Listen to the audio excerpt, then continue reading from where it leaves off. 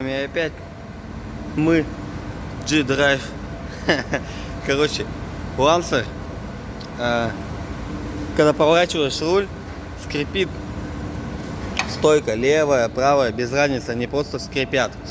Зашли на там что, Drive 2, там дром, не дром, начали говорить, что это подшипники, туда-сюда, типа все плохо и так далее. Мы начали разбираться, почему плохо с G-Drive. И ну ничего не могло быть. Ходит, получается, скрип идет снизу стойки с подшипником. Ладно, мы разобрали. Просто поняли, что скрипит вон та, как сказать, она. Короче, скрипит, там что, резинка, не резинка стоит. То бишь, когда эту поворачиваешь, она начинает скрипеть. Мы взяли монтажечку вот такую вот. Просто вот так вот ее делаешь. Она вот так открывается. Но показывать сейчас не будем, кто занимается, тут поймет.